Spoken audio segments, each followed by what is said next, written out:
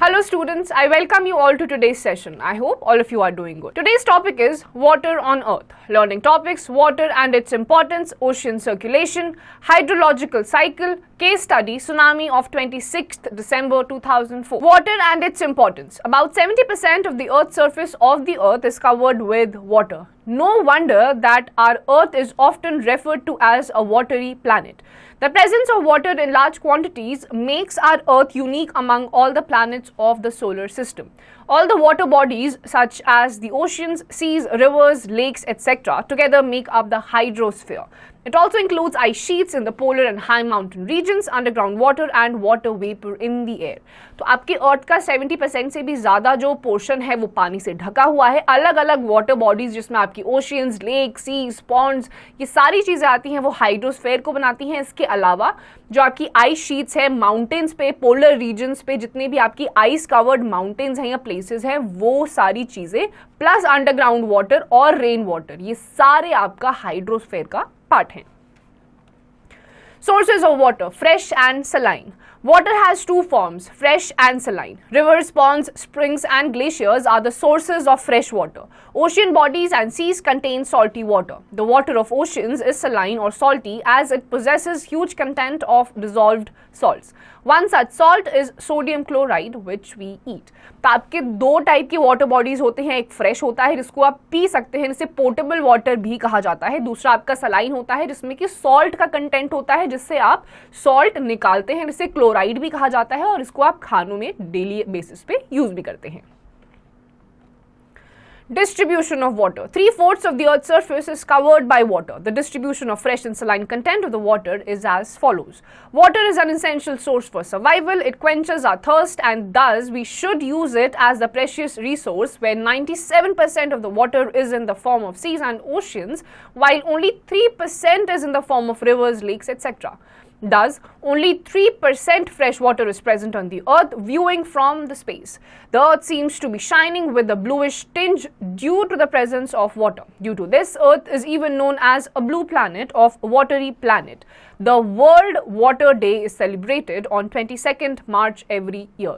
तो आपका जो पानी है उसमें से 97% से ज़्यादा पानी सी और ओशन के फॉर्म में है जिसे आप डायरेक्टली कंज्यूम नहीं कर सकते हैं और केवल 3% पानी आपका रिवर्स और लेक्स के फॉर्म में है जिसे आप कंज्यूम कर सकते हैं. इसीलिए इंपॉर्टेंट है कि आप अपने पानी को एक प्रेशियस रिसोर्स की तरह सोच समझ के यूज करें.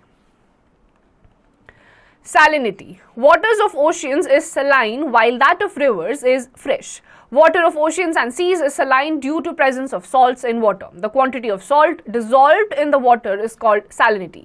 Normal salinity of sea water is 35 gram of salt dissolved in 1000 gram water. This quality of salt in the seas is due to rocks present in them and mineral powders brought by rivers. तो आपके जो पानी सी और ocean में आपका saline होता है यानी कि सॉल्ट का कंटेंट होता है जिसकी वजह से वो पानी आप कंज्यूम नहीं कर सकते हैं. उससे आपको सॉल्ट मिलता है जो अलग अलग रॉक्स और मिनरल्स होते हैं पाउडरी फॉर्म में, वो मिलाकर आपका ये सॉल्ट बनाते हैं. Salinity of the seas is affected by the addition of fresh water, rate of evaporation and ocean currents. Salinity is maximum in the sea oceans located near Tropic of Cancer and Tropic of Capricorn because the number of rivers and incidence of rain is low in these areas but temperature is generally high. तो आपके जो seize और oceans होते हैं जो tropics के पास होते हैं, ट्रॉपिक ऑफ कैंसर और ट्रॉपिक ऑफ केप्रिकॉर्न, इस साइड पे सबसे ज्यादा सैलिनिटी पाई जाती है क्योंकि यहाँ पे रिवर्स और रेन की जो इंसिडेंस है वो सबसे ज्यादा कम होती है. Quick facts. Saline water constitutes about 97% of the total amount of water found on the earth. तो आपके टोटल जितना पानी आपके अर्थ सरफेस पे पाया जाता है उसमें से 97% पानी आपका सॉल्टी होता है, सलाइन होता है जिसे आप कंज्यूम नहीं कर सकते. Hydrological cycle. Water moves continuously between hydrosphere, lithosphere and atmosphere. This never-ending movement of water is never static and exists in dynamic condition changing its form and place. Hence, this circulation of water from hydrosphere to atmosphere and atmosphere to lithosphere and back to oceans is called hydrological cycle. तो आपका जो water vapour के form में water continuously आपके atmosphere, lithosphere और hydrosphere में घूमता रहता है, इस पूरी साइकिल को कहा जाता है hydrological cycle. The processes taking place in this cycle movement of water are evaporation, condensation and precipitation. Sunlight falling on the surface of the ocean causes sea water to evaporate. Evaporation also takes place from all creatures in the biosphere. The return of water vapor into the atmosphere by plants is called transpiration. For evaporation to take place, the temperature should remain below the boiling point. When water vapor rises in the atmosphere, condensation starts. This occurs because the temperature decreases with altitude. At higher levels, due to cooling, air has less capacity to hold water vapor. During condensation, vapors are changed into tiny water droplets or ice crystals. They rise further up. Water droplets of ice crystals join together to form bigger droplets. When the air is not capable to hold them, they fall down on earth in the form of precipitation. तो आपका जो process होता है पूरा hydrological cycle का, उसमें basically 3 चीजें आती हैं: इवेपोरेशन, कंडेंसेशन एंड प्रेसिपिटेशन. जो इवेपोरेशन होता है वो आपके लोअर सरफेस से स्टार्ट होता है, जहां पे आपकी वाटर ड्रॉपलेट्स फॉर्म होना स्टार्ट हो जाती हैं. जैसे जैसे वो वाटर ड्रॉपलेट्स हायर एल्टीट्यूड की तरफ मूव करती हैं विद एयर, बड़ी बड़ी वाटर ड्रॉपलेट्स ये बन जाती हैं, आइस फॉर्म्स में भी आ जाती हैं. और जैसे ही आपका जो एयर होता है वो इन बड़ी बड़ी वाटर ड्रॉपलेट्स को रिटेन नहीं कर पाता है, रिटेंशन कैपेसिटी खत्म हो जाती है, वहां पे जाके पहली बात तो ये कंडेंस हो जाती हैं ड्रॉपलेट्स, यानी कि स्नो की फॉर्म में आ जाती हैं. लेकिन जैसे जैसे ये वाटर ड्रॉपलेट्स की जो रिटेंशन कैपेसिटी होती है वो खत्म हो जाती है, वापस ही नीचे की तरफ फॉल हो जाती है, जिसे precipitation कहते हैं. Ocean circulation. Have you ever walked on a seashore? The wet sand on the beach, the cool breeze, the seabirds, the smell of the salt in the air fascinates everyone. Ocean water moves continuously. There are actually large water bodies located around the continents. The 5 oceans are: number 1 Atlantic Ocean, number 2 Pacific Ocean, number 3 Indian Ocean, number 4 Arctic Ocean and number 5 Antarctic Ocean. तो आपकी जो oceans की cycle होती है वो पूरा ocean circulation होता है. जो आपके सी शोर्स होते हैं, यानी कि समुद्र का जो किनारा होता है, वहां पे आपका सैंड भी काफी वेट होता है. टोटल आपकी अर्थ पे 5 ओशियंस हैं, वो है Atlantic, Pacific, Indian, Arctic or Antarctic. The movements which occur in oceans can be broadly categorized as waves, tides and currents. तो oceans में जो 3 टाइप की movements होती हैं वो है waves, tides and currents. Tides. The sun and the moon exert a strong gravitational force on the earth. The strength of this force creates a regular rise and fall of water in oceans. This rise and fall of water is called a tide. An increase in the level of water is called a high tide. The fall in its level is called a low tide.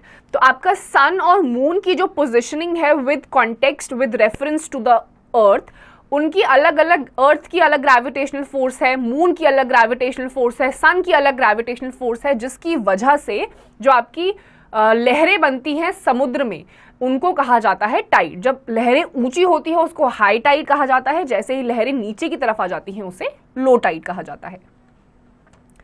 If the sun, the moon and the earth come in one line as seen on a new moon or a full moon night, the tides become higher. These tides are called spring tides. Even on half moon nights, the sun and the moon create a right angle with the center of the earth. The gravitational forces thus gets balanced and the tides are not so high. These tides are called neap tides. उसके बाद जब भी आपका sun, moon और अर्थ एक line में आ जाता है तो उस टाइम पे आपकी सबसे ज्यादा ऊंची टाइड्स बनती है, हाई टाइड्स बनती है, जिनको स्प्रिंग टाइड्स भी कहा जाता है. और जब अर्थ, मून और सन एक राइट एंगल बना देते हैं with context to the earth, उस टाइम पे आपकी ग्रेविटेशनल फोर्सेस बैलेंस हो जाती हैं और आपकी टाइड्स नीचे आ जाती हैं, यानी कि लो टाइड्स बन जाती हैं, जिसको कहा जाता है नीप. Utility of tides. Number 1, tides are helpful in fishing, trading and navigation. Number 2, tides clear the silt at the mouth of large rivers such as the Hooghly and the Thames. Number 3, the tidal force is used to generate power. Tidal power stations have been installed in Canada, UK, France and Japan. आपकी tides काफी helpful होती हैं navigation में, trade में, इन चीज़ों में help करती हैं. उसके अलावा जो हाई टाइड्स होती हैं वो आपकी अलग अलग रिवर्स जैसे कि हुगली एंड थेम्स, उनके माउथ पे जितनी भी गंदगी भरी होती है उन्हें भी क्लियर कर देती है. और उसके अलावा जितनी भी हाइड्रो इलेक्ट्रिक प्लांट्स होते हैं या पावर्स होती हैं वो भी हाई टाइड से जनरेट कराए जाते हैं. Ocean currents. It is a movement of oceanic waters flow continuously, constantly and in a fixed direction on the surface or subsurface of the ocean. Currents are created only in those areas which are under the influence of permanent winds. These currents flow in the direction of the winds. Besides, winds factors like rotation of the earth, rain, evaporation, pressure gradient, gravitational pull, difference in temperature, pressure gradient, salinity also causes currents. तो आपके oceans में अलग अलग type के movements होते हैं with respect to the winds. जब ये करंट्स विंड की डायरेक्शन में ही फ्लो करते हैं उनको कहा जाता है ओशियानिक करंट्स, और ये अलग अलग फैक्टर्स पे डिपेंड करते हैं, जैसे कि आपके ग्रेविटेशनल फोर्सेस पे, ग्रेविटेशनल पुल पे, अलग अलग ग्रेडियंट्स होते हैं, उन सारे फैक्टर्स पे आपके ओशियानिक करंट्स डिटरमाइन करते हैं. लेकिन सबसे इंपॉर्टेंट है कि ये विंड के रिस्पेक्ट में, विंड की डायरेक्शन की तरफ ही ये करंट्स फ्लो करते हैं. The influence of currents force water of the oceans to move from one place to another. There are two types of ocean currents, A warm ocean currents, B cold ocean currents. तो आपके दो type के ocean currents होते हैं, एक warm और दूसरे cold. A. Warm ocean currents. The ocean currents flowing from warm areas of tropical oceans towards the cold areas of temperate and subpolar zones are called warm ocean currents. The temperature is higher than surrounding waters. तो वो water currents जो आपके temperate या फिर tropical region से polar Jones की तरफ जा रहे होते हैं उनको कहा जाता है वार्म ओशियन करंट्स. इनका टेम्परेचर यूजुअल टेम्परेचर से ज्यादा होता है. B. Cold ocean currents. Temperature of these ocean currents is cooler. They flow from cold polar oceanic waters to warm tropical regions. उसके बाद आपके cold ocean currents आते हैं जो polar के water cycles होते हैं, polar regions में water bodies होती हैं, उनसे ये आपके जाते हैं नीचे tropical या फिर subtropical region में, ये ठंडे होते हैं. Water currents make the temperature warm over land surface. The meeting point of warm and cold currents are the best fishing grounds of world. This may include area found near Japan and the eastern coast of North America. Likewise, merger of warm and cold current generates foggy weather, making it difficult for navigation. जहाँ पे आपके warm ocean currents और cold water currents meet करते हैं, they become the best of the places in the world for fishing. Fishing करने के लिए काफी ज्यादा suitable location बन जाती है. इसके अलावा इसका drawback ये है कि जहाँ पे ये दोनों अलग अलग opposite temperature के ocean currents मिलते हैं, वहाँ पे foggy weather हो जाता है, जिसकी वजह से navigate करना मुश्किल हो जाता है. Case study, tsunami of 26th December 2004. Nobody can ever forget the fateful day of 26th December 2004 when the tsunami that hit the Indian Ocean killed more than 2 lakh people and rendered many more than this number homeless. 26 दिसंबर 2004 को जो tsunami आई थी जिसने 2 लाख से भी ज्यादा लोगों को मौत के घाट उतार दिया था और बहुत सारे लोगों को बेघर कर दिया था, उस नजारे को अब तक कोई भी नहीं भूल पाया है. Tsunami, pronounced tsunami, is a Japanese word made of 2 parts. Su meaning harbor and nami meaning a long wave. Thus, tsunami means long waves striking the harbor. तो tsunami एक Japanese word है जो su और nami से मिलकर बना है. su का मतलब होता है harbor, nami का मतलब होता है long wave और इसका together मतलब हो जाता है जो ऊंची ऊंची वेव harbor यानी कि किनारे पे आके टकरा जाती हैं. But actually, a tsunami is nothing less than a monster that speeds across the sea as fast as a jet aeroplane. Usually, an intense earthquake starts the tsunami waves which start falling across the sea. When the ocean is deep, tsunami can travel unnoticed on the surface at a speed more than 500 miles or 800 kilometers per hour, crossing the vast oceans in a day or less. In some places, the tsunamis may rise to a few feet, but at other places, they may surge vertically as high as 10 feet or 30 meters and above.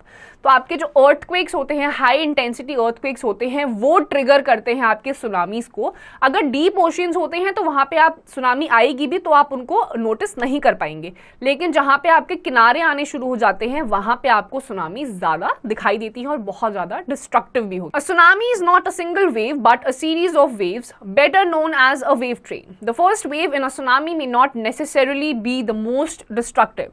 Once the tsunami reaches the shallow water of the coast, it is slowed down, but when the waves after waves rush towards the coast and the top of the wave moves faster than the bottom, the whole sea rises the wave.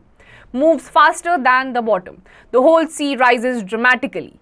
With much fuss and fume, there is much underwater turbulence, sucking everything under the tossing heavy objects around.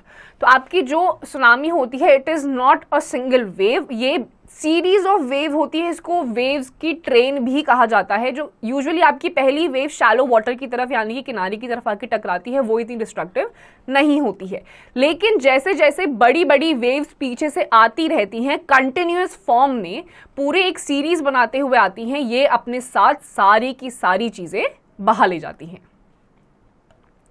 As discussed above, the Indian Ocean tsunami of December 26, 2004, generated by the most powerful earthquake in decades, proved perhaps the most destructive tsunami in history.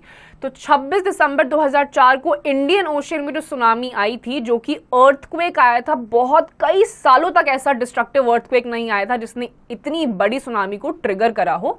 History में ये सबसे ज्यादा destructive tsunami और earthquake माना जाता है। This deadly tsunami was caused by a severe earthquake of the magnitude of 9.0 on the Richter scale. Its epicenter was near the west coast of the Indonesian island of Sumatra. Within hours, the killer waves radiating from the epicenter rushed towards the coastline of 11 Indian Ocean countries, devastating everything before them. They devoured people out at sea, drowned others in their homes or in beaches, and demolished property from Africa to Thailand. तो ये जो आपका tsunami आया था 26 दिसंबर 2004 Indian ocean में, ये आया था सुमात्रा में, एक अर्थक्वेक आया था 9.0 मैग्नीट्यूड का, जिसकी वजह से ये सुनामी ट्रिगर हुई थी। 10 जो इंडियन पैसिफिक और रीजन में जितनी भी आपकी 10 कंट्रीज थी, वहां पे इसने काफी लोगों को बेघर भी करा और सारे लोगों को मार भी दिया था। Recap: About 71% of the Earth's surface is underwater, which forms the hydrosphere. About 97% of the total water on the Earth's surface is in the oceans. About 35 grams of salts are present in every liter of ocean water. The salinity is less near the equator due to heavy rainfall. The movement of ocean water in the form of streams is called ocean currents. The direction and movement of ocean currents is controlled by the circulation of planetary winds. The ocean currents have great influence on coastal areas. तो students, इस chapter में आपने basically water के बारे में पढ़ा कि किस तरीके से 71% से भी ज्यादा जो आपका अर्थ का सर्फेस है वो पानी से ढका हुआ है, उसमें से भी 97% से भी ज्यादा पानी ओशियंस और सीज के फॉर्म में है जो आप कंज्यूम नहीं कर सकते हैं, और इसीलिए आपको पानी का कंजम्पशन सबसे ज्यादा अच्छे तरीके से कॉशियसली करना चाहिए। Students, with this we come to the end of this chapter. इसकी जितनी भी एक्सरसाइजेज हैं वो आपको खुद से करनी है।